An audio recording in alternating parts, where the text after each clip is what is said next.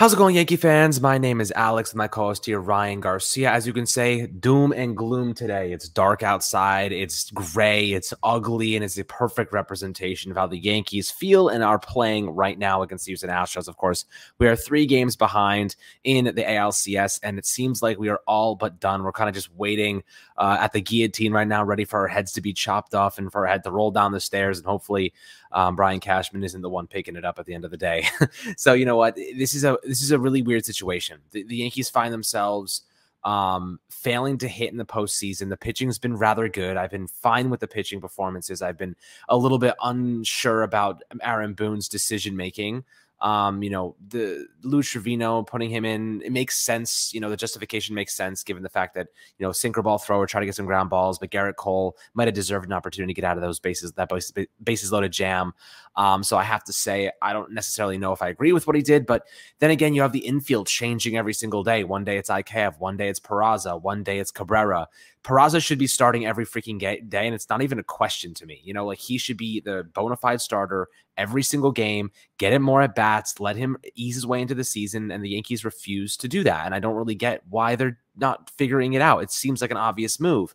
And then, of course, you've had guys like Aaron Judge who just haven't hit during the postseason. He's had 1 competitive at bat, or 2 competitive at bats in the last 3 games. He's been on base once in the last 3 games. Our superstar player about to make $35+ million per season. That's unacceptable.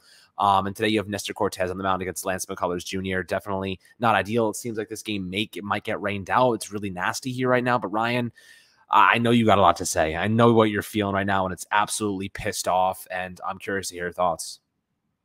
Yeah. So first off, this is about roster construction, and it's about the fact the Astros are just the better team, right? Aaron Boone could bring in, Jesus Christ himself. The Yankees got shut out. So it doesn't really matter what the Yankees bullpen did, what Garrett Cole did in that situation, what Lou Trevino did, or whatever reliever the Yankee fans or anyone else wants to bring in. It doesn't matter who came in, who was on that mound at that point in time. The Yankees were already down 2-0. The Yankees were not going to win that game because they got shut out. Now, is that me sitting here and saying that Boone shouldn't make what I perceive as the right decision, which would have been, if you're going to go to your bullpen, go to Loizaga? Is that justify what I think isn't a great decision? No, but does it mean that the Boone decision is why the Yankees lost? Also, no. The Yankees it wasn't Aaron Boone's fault that this team is down 3-0. The reason this team's down 3-0 is because they're a worse constructed roster. And, this is the same situation we were in last year. The same situation we were in 2020, in 2019, in 2018, where, this team was not built, despite the intention, it was not built to be the best team in the American League.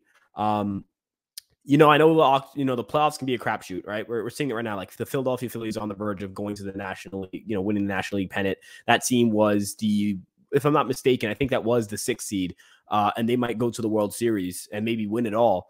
So does that mean that baseball is always going to go the way it should? No, but we have 6 years of a sample size of this team underperforming in the postseason. We have a 6-year sample size of whatever the philosophy of this organization is not working. They can't hit in the postseason. They can't. If you want to, we can point at injuries. We can point at LeMahieu being hurt, Benintendi being hurt. We can point to Carpenter not being all the way back. But as you mentioned, Judge is struggling. Where did that come from? Right? Why? That's, you can blame that on bad luck. That the Yankees not getting a good Judge performance is something you can't anticipate, which I agree with. But you relied on a 34-year-old DJ LeMahieu to last the entire season. You relied on a 36-year-old Matt Carpenter to last the entire season. You relied on a 36-year-old Josh Donaldson to not regress at all. You relied on a plethora of very old, players to not break down at any point during the season. You're lucky Rizzo made it through the season. You're lucky Stan made it through the season. Stan looked lost for every period of time he would come back from the aisle. He would look lost, right? So what exactly is this team anticipating to happen in the postseason if every time he rolls into the postseason we're beaten up, because we have injuries here or there? I'm watching Bryce Harper hit a go-ahead 2-run home run, and Brian Cashman uttered the words, we don't have a fit for this guy. We have 6 outfielders. He listed names like Clint Frazier, Jacoby Ellsbury, who, by the way, never put on a Yankee uniform in 2018 or 2019 or 2020 or 20, as the rest of his contract, ever 2017, did not put on a Yankee uniform and stepped on a major league field again. Clint Frazier, who turned out to be a bust. Aaron Hicks, who Yankee fans are crying, they need the guy off the team. That's three guys right there. Where was the lack of a fit? Because I'm seeing Bryce Harper propel the Phillies to a World Series, and I'm watching our team stare down the barrel of elimination. I'm really just struggling to understand why this organization can't go out and make obvious moves. Coming into this offseason, very obvious, go out and get a shortstop. What does this team do? Try to get cute and get a third baseman and a shortstop. And what happens? They don't have a shortstop. They've used three different shortstops in the American League Championship Series against Houston Astros, a team that is very well equipped, very well prepared. Everyone knows their role. And a third baseman who has a 40% strikeout rate in the postseason and a 96 WRC plus this postseason. But hey, he can pick it at third, so who cares? This team cannot make the right decision. This team gets in its own way. How many times has this team been presented with obvious layup options to go out and get better? I can think of a million examples of this team foregoing a chance to secure a title or secure a pennant because they're trying to be cute, or they're going out and making the wrong decision. You can say that GMs can change, that Brian Cashman is not the same GM he was in 2016, 2017, 2018, but he is still the same person. He is still the exact same person. This is still the exact same guy. So if you want to say that he's changed as a GM, I agree. But you need new voices. You need something new. We need something fresh because this is not working, right? This is not working. It's not. It's been terrible in terms of the postseason. They get to the postseason. They do it every year, and that's encouraging. That's a sign of a good organization, but they can't get over the hump. And you need new voices. That's where I'm at right now with this organization. Yeah, and I wrote about this today actually, and I was thinking, at what point do you have to make the decision getting to the playoffs isn't enough, right? Like, you're investing hundreds of millions of dollars in one of the highest payroll teams in baseball. You have one of the best farm systems in baseball. You're turning over some of these guys. You send out Wesneski, you send out Waldichuk. You're thinking about sending out Peraza. Jasson Dominguez was included in some talks at the trade deadline.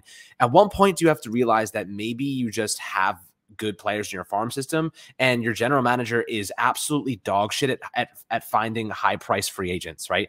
How many high price free agents have actually panned out for the Yankees, right? Garrett Cole, I'd say he's earned his worth. Like, he showed up this postseason. I'll give him that credit. Stanton, I'd say that for what we're paying him, I don't think that he's equals that, but I think when he's healthy, he is that good. He's worth every penny. The question is, he hasn't gone a season fully healthy. Maybe one season over the last 4 years was actually gone fully healthy. Jacoby Ellsbury, what a whiff that was. Aaron Hicks, what a whiff that was. The big money guys have just not really stepped up and been, everyday players that we can rely on aside from Cole. He's the only one that I'll say I'm good with him. I know you're a big Stanton fan, and Stanton's great. And he showed up in the postseason. So I'll give him the credit. When he's healthy, he's phenomenal. And that's just, you can't really argue that. But the question is, when will Cashman be able to figure out that those high price free agents sometimes absolutely lock you down from being able to spend elsewhere? And when is he going to figure out that sometimes you can spread that wealth around and get players that are very good and that contribute in the postseason, instead of investing everything you have in one guy? Look at the Astros. Their worst players are the ones beating us up the worst right now. You know what I mean? Like Jeremy Pena, Gurriel. They're not the worst players. I'm saying their players by their pedigree are not, the top of the echelon on their roster. And they're the ones beating up the Yankees a lot. You know what I mean? Like Gurriel, Martin Maldonado, McCormick. These guys are all coming to play and beating up the Yankees pretty badly. And the Yankees are getting nothing from their superstars, not even their back end guys. Guys like Judge are not even performing. Donaldson, Gleyber Torres has been non-existent in the postseason. Oswaldo Cabrera had a couple of good games early on. He's a rookie, so I'm going to give him the benefit of the doubt. IKF, he's been okay offensively. Again, terrible defensively. They had to bench him halfway through the regular season, or halfway through the ALDS. So, there's a couple of moves that Cashman made this season and this past offseason that were detrimental to the success of this team during the postseason, right? You spent the same amount on Josh Donaldson as the Astros spent on Justin Verlander. You traded Gio Urshela, and I did the numbers, by the way, and Ryan, this I know pisses you off. I know that you don't like that you can appreciate the numerical difference between the way that Donaldson and Gio Urshela have played this year. If you just look at the basic numbers, Urshela's been the better player, and he's making like $5 million compared to the $25 million, that Donaldson's making. And Donaldson's laughing as he walks off the freaking field after he flies out or after he strikes out. You know what I mean? This is a guy who, has been caught up in racial stuff this year. He's been annoying. He's pimped home runs that haven't left the park. He's laughing after he gets out in the bottom of the 8th inning. It's just a shit show, man. Like, this is not what the Yankees are about, in my opinion. You may disagree with me, but Ryan, when you look at some of the moves that Cashman has made this year, how do you feel about them overall? Do you think that most of them are great? And I'll give him credit where it's due. Harrison Bader's been a great acquisition for the playoffs. Jose Trevino, absolute steal. That was an amazing find by him. But the bigger deals, the bigger players that, you know, half of your infield have not panned out. And you know, I think that there needs to be something needs to be said about him missing on a lot of these guys. And you can't have a 50% success rate when it comes to getting players. They need to pan out a lot more if you want to be a World Series caliber team. You need to get value out of these guys. And 50% of them, Joey Gallo's gone. You know, 50% of them just haven't produced. So, like, what are your thoughts on his moves this year to help this team win a World Series? Yeah, so, you know, I love Stanton, but let's be real here. When you account for the fact that he's taking up that DH spot, and you can't really play him on the field if he's coming off the IL, or you can't play him on the field in general because you're worried about how he's going to fare out there, you're worried about him getting hurt. You know, that is part of that takes away from part of his value. You know, you paid him a lot of money, and has even accumulated 10 WAR as a Yankee. So, you know, you need more out of Stanton in terms of health and production. And, you know, honestly, here's the thing. You know, they had how many chances to sign slam dunk superstars, right? Machado, Harper, both of them begging to be here. Harper was essentially on his knees to be here, right? And they couldn't do it. You would think, you know, a Brian Cashman, changed man in 2022, apparently, you know, new guy, smarter guy, learned from his mistakes. Same offseason, Carlos Correa's on the free agent market. Got young superstar in his mid-20s.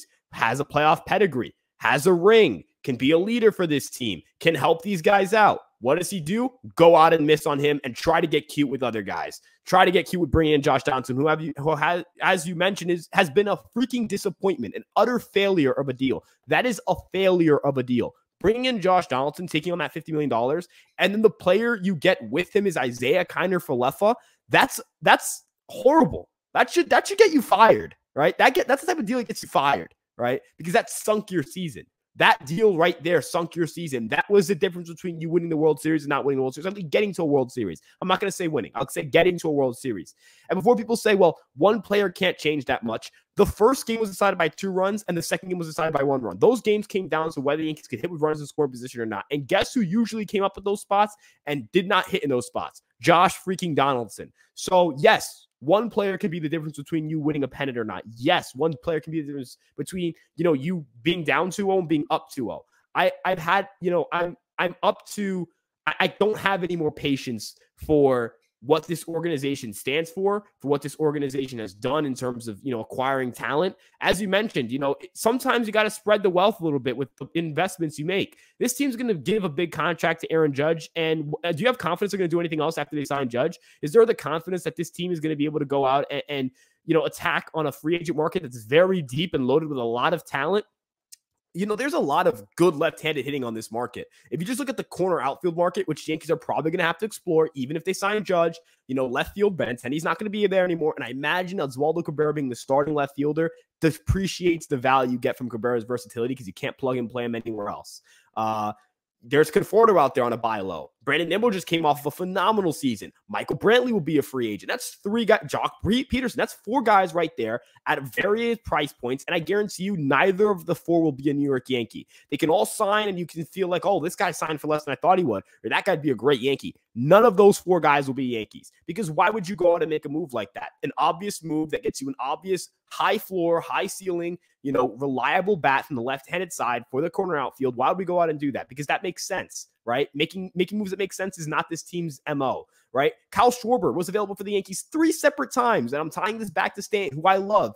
But if Stan wasn't a brick wall at DH and wasn't, you know, stuck there, the Yankees could have had some versatility to go out and sign a guy like Schwarber, who hit 46 home runs for the Phillies, and is currently a big reason why they're where they at right now. So when the Yankees can't go out and make moves like that because of their previous moves, and that's going to give them a lot of worry and fear about what they're going to do with Judge, because if in 3 to 4 years you need to start DHing Judge regularly, what do you do with Stan? Is he a bench player now? Are you going to pay Stan to be a bench player even though he's going to be paid how much money at that point? $20+ million, right? So, Even Josh Donaldson, they had to DH him a lot early in the year because they couldn't keep him at third base because of the injury concern with him. LeMahieu, how are you going to trust LeMahieu to play a position every single day? You're going to need him to DH. If you're going to have these older guys locked up long-term on the roster, that DH spot needs to be open, and that DH spot is not open. This team is constructed very poorly long-term and short-term in terms of trying to go out and win a World Series.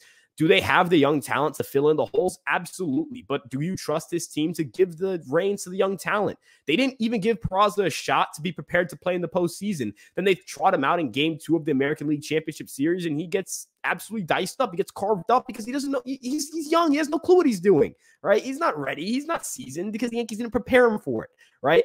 So where are we as an organization? We're in between this weird hole of we didn't sign on these big guys because we wanted to trust the young guys to take over. We won't give the reins to the young guys. We're stuck in this weird, gray area where, we're transitioning younger talent in, but you know what?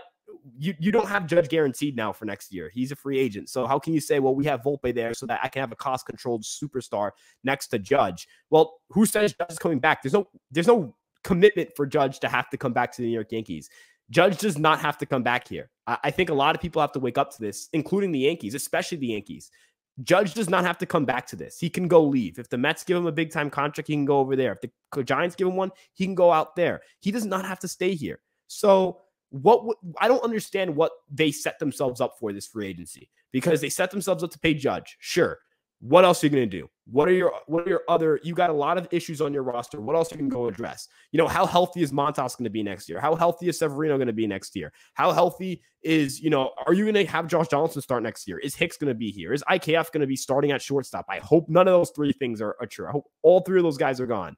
Where's Glaber going to play? Is he still going to be here next year? Are you bringing Rizzo back? There's so many questions that this team has to answer. And instead of having that security that which are the guys that are coming back, what you're doing here, what you're doing there, that's what a good organization has. Look at the Astros, Altuve, Bregman, Alvarez, Tucker. That's their consistent 4. That's their core right there. And that'll be their core for a very long time. Those guys are going to be there forever. I don't know where the Yankees are anticipating some of these guys being forever here, because I don't know who's locked up. I don't even know who they consider their core. So, this team's just lost right now. We're sitting here talking about the same thing we've been talking about since 2017. If you're a Yankee fan, there's the same complaints, the same issues. This team does this too much. This team doesn't do this enough. It's the same thing every freaking year. It's 7 years. We're going to be on year 7 of this BS. So, if this year was do or die for the Yankees, if this year was World Series or bust for the Yankees, if last year was World Series or bust for the Yankees, what does it make next year? What is next year? You know what I mean? I'm just frustrated at this point. I can't even, I'll just cut myself off here because I can talk forever about how frustrating this is.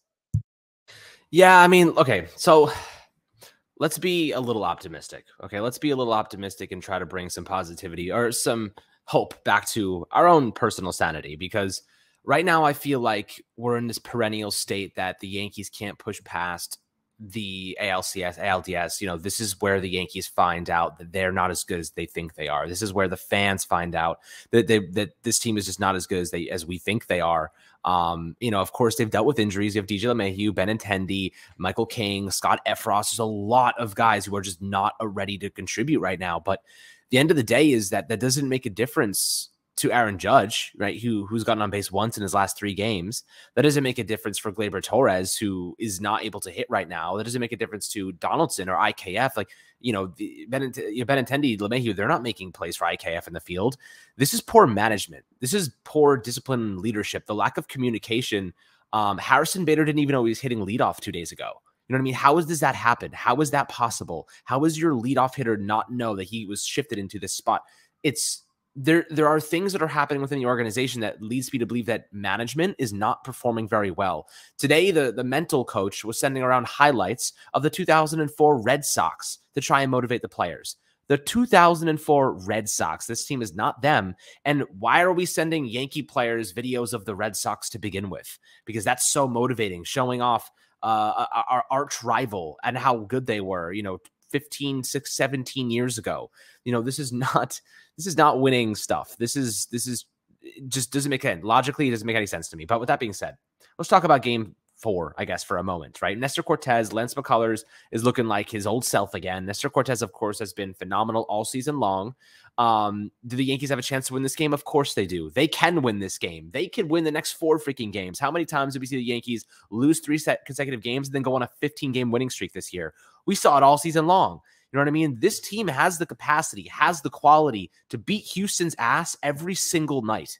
They just aren't doing it. They're not coming up to play. Their offense is shutting down. Aaron Judge didn't have a single cold streak all year, and it just so happens to happen right now in the postseason. That's unacceptable. That will change if they give themselves a chance to. They need some confidence. They need a reason to keep going. Right now, I don't get the sense that they even think they can win this game. Aaron Boone's coming out in the media, throwing people under the bus, saying, we can do this. The wind screwed us. This is poor leadership. Ryan, poor freaking leadership, blaming the wind, blaming the dome, not being closed in Houston. Poor leadership. You can't put excuses on the freaking weather. Okay. You can't put excuses on your players. You have to say, you know what?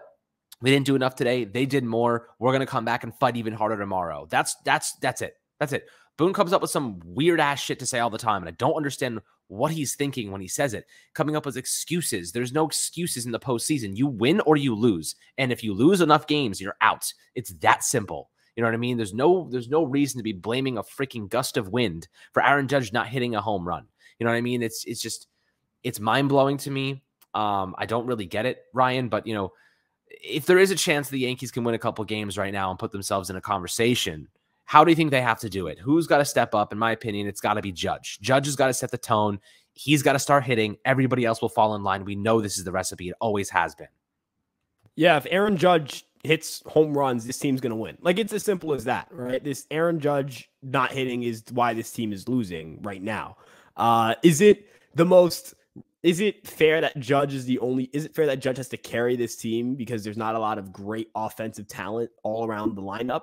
No, but is it what you have to do if you want to live up to the moniker of like, hey, I'm the best player in baseball, or hey, I want to have a record-setting contract? Yeah, it's kind of the type of stuff that you have to do. I don't want to use the postseason to sit here and say Judge shouldn't get paid or anything like that. Like, I want to clarify, I still think Judge is an amazing, amazing player who just is who's unfortunately having the worst time for his cold streak this year. But yeah, it's got to be Judge. Rizzo, Judge, and Stanton are the 3 I look at as, those are the 3 guys I can be confident are going to go yard any night. And so if one of those 3 or 2 of those 3, or hey, screw it, give me all those 3, go yard in any given night, the Yankees will win that game, in my opinion. They've pitched well enough in this series. I know yesterday was not great, but I think for the most part, they've pitched well enough to at least say that they should be only down 2-1 in this series if the bats were somewhat awake. But for the most part, yeah, it comes down to, I think, that trio of Judge, Stanton, and Rizzo, because those 3 guys are their best hitters. Those are their 3 best home run hitters. Those have been their 3 best hitters all year. Those are those middle of the lineup, top of the lineup guys. And if they can do the job, if they can give the Yankees an early lead, or they can put the Yankees on top, if you figure out a way to send this series back to Houston, you don't know what happens at that point, right? Just live to fight another day at this point. Just fight for your life, right? That's all I can really say. Down 3-0. It's only happened once before. Maybe we can make it twice. I know that the chance isn't 0%. I'll tell you that. The Yankees' chance of winning the series is not 0%. It's higher than that. And the fact that it's higher than that is something I'll be grateful for, at least, because anything can happen in this great, great sport of ours. But yeah, no, it comes down to those 3, and series is not over till it's over, man. Yeah, man, it comes down to big plays. And, you mentioned before, Bryce Harper just had a 2-run blast in the bottom of the 8th inning to give the Phillies a 4-3 lead. You know what I mean? Those are the plays that make the difference between winning and losing World Series. Those are the small moments. The Yankees have not come up in big or small moments. The only flash that I saw from this team was Peraza's defensive play in Game 2, and the Yankees haven't played him since. So you figure it out. It's pretty clear cut to me. The managerial decision-making, and I'm not saying this is all Boone's fault, because there's probably a team of analytical dudes sitting in a freaking room somewhere trying to determine who is the best person to play. There obviously has some input from Boone as well, but I'm sure this is a team effort. There's a lot of other people to blame. but it doesn't make any sense to me. Like the logic, maybe the number supports something based on the matchup. Maybe Lance McCullers pitches a certain way and IKF is, whatever. But at the end of the day is that you're 3 games down the ALCS and the numbers haven't provided the answers that you're looking for. So maybe it's time to stop looking at the numbers, and it's time to start looking at the reality is that you play good players and good players show up in big moments, right? That's it. That is it, right? Big players or good players come up in big moments, and good plays spark that optimism, spark that hope that you can do something. Those plays from Peraza got the fan base back in it. They got the players back in it. You know what I mean? Strikeouts from Judge don't get you back in it. IKF messing up routine ground balls certainly doesn't get you back in it.